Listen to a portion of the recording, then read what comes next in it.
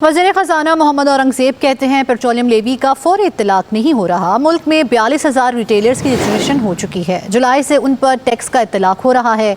Exporters को सिर्फ income पर टैक्स देना है। अगले 2 से 3 दिन में तमाम एक्सपोर्टर्स को इनके टैक्स रिफंड मिल जाएंगे।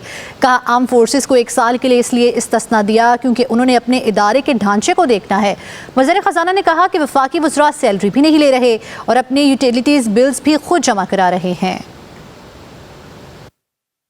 कि हम टैक्स टू जीडीपी को 13% की तरफ ले जाना चाह रहे हैं। अगले 3 साल में जितनी ह्यूमन इंटरवेंशन कम होगी उतनी करप्शन कम होगी। प्रोसेसेस में जो सिंप्लीफिकेशन लानी है ताकि हमें कोई अकाउंटेंट्स के पीछे ना भागना पड़े, क्योंकि as of yesterday 42,000 retailers have registered और इन पे टैक्स का इतलाक जो है वो होना जा रहा है इंशाल्लाह फ्रॉम जुलाई। सप्लाई साइड को भी हम टैक्स नेट में लेकर आ रहे हैं। मैंने ये पार्लियामेंट में भी कहा है कि ये नॉन फाइलर की इख्तरा मुझे समझ नहीं आती। How can it B?